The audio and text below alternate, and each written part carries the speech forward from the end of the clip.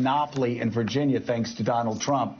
Of course, the Kentucky race, Donald Trump said personally that race, his reputation was on the line with that race, that Bevin had to win. He goes there, and Bevin loses 6 percentage points in 24 hours, goes from being 5 points ahead to losing. It embarrasses Trump and has to worry everybody else. And then finally, Sondland's testimony yesterday, the most shocking yet in the impeachment inquiry. 3 huge losses. Yeah, and Sondland's testimony in particular, because he was a Trump ally, is a political appointee. He's not a career diplomat. He's not Bill Taylor or Lieutenant Colonel Vindman. This is a guy very close to Trump who went effectively and flipped on Donald Trump. The Kentucky governor's race, that is a fascinating question for Republicans running next year. How closely should I hug Donald Trump? Matt Bevin hugged him as closely as Steve Kornacki said as a candidate possibly could. Donald Trump, of course, was in the state on Monday night saying, you can't let me lose. This is about me. Well, if it was about him, he lost last night by 5,000 votes. In that governor's race, NBC News does project that the state's Democratic Attorney General, Andy Beshear, is the apparent winner, will unseat Republican Governor Matt Bevin, who, as I said, aligned himself closely with President Trump and who framed the race as a referendum on President Trump and on the issue of impeachment. Race is close, separated by just over 5,000 votes, a difference of less than 0.5% in a state that Trump carried by 30 points. Bevin was the only Republican running statewide to lose in Kentucky last night. He is currently refusing to concede that race. So, Gene Robinson, the significance there, Matt Bevin ran ads voiced over by President Trump. He talked about him on the trail every day. He talked about socialists in Washington. It was run like a national race. No, they nationalized that contest, which turns out not to have been a great idea, perhaps. Bevin had some approval problems to begin with, in Kentucky. But this is really a huge deal.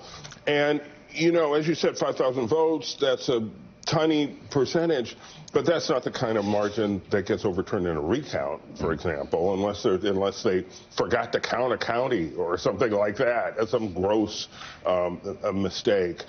You do a recount and votes change in both directions, and generally the result changes by dozens of votes, or maybe in an extreme case hundreds of votes.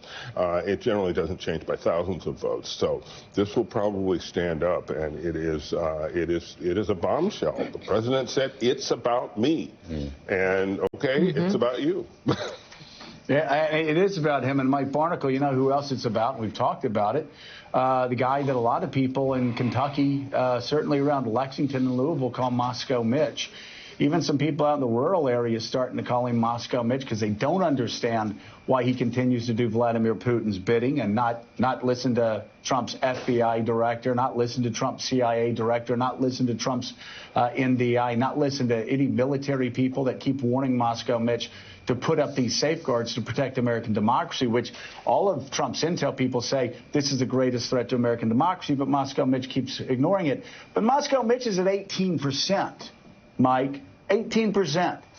Everybody this morning is talking about what a bad approval rating Bevin's had. I think Bevin's was like at 34%. So Moscow Mitch, my gosh, almost half as bad as Bevin's. And I just wonder, we keep talking about, we have to worry about Susan Collins, that race in Maine, got to worry about the race in Colorado. Republicans got to worry about the race in North Carolina. I'm sorry. I think again, and I'm only saying what they call him in Kentucky. I think you got to put Moscow Mitch now in the list of endangered candidates. You look at that map last night. You look at the fact that Democrats turned Kentucky blue. You've got a guy who has a lower approval rating than any other senator in America in his home state. And this same guy, I mean, people around the bluegrass state where my mom and dad went to school and where my dad was from, they're calling him Moscow Mitch now. That can't be good for Moscow Mitch going into next fall. Look, Joe, despite what you might think of Double M, Moscow Mitch, he is a skillful politician, and he knows how to read the numbers. And I think one of the big stories in the next 3, 4, 5 months is going to be watching Moscow Mitch, Double M, to see if he does a slow but steady stroll away from President Trump, because of President Trump's weakness now visible to everyone in his home state of Kentucky, especially in the suburbs. And the other senators that you mentioned, especially, in Maine, if you go to shopping centers in southern Maine, you see a lot of pickup trucks in the parking lots of Home Depot. The Trump bumper stickers on those, they're kind of faded, but the most popular bumper sticker that you now see in the suburbs, especially around Home Depots and mini malls, is "Any functioning adult 2020." That's the bumper sticker that you...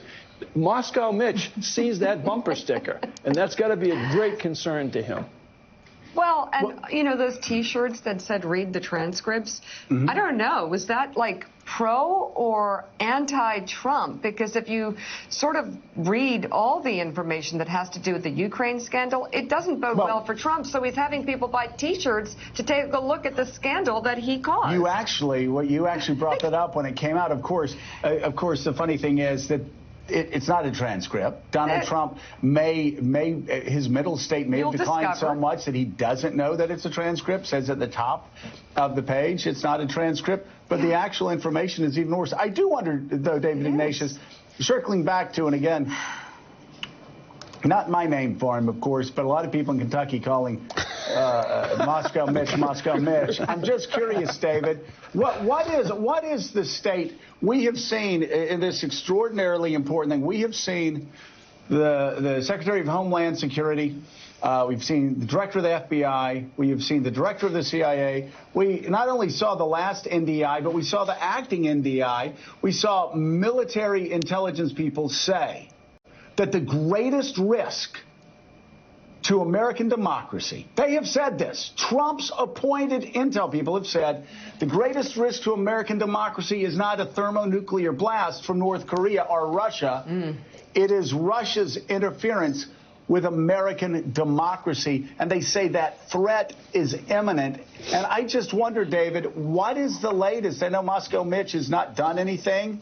I know that Donald Trump keeps swatting it away.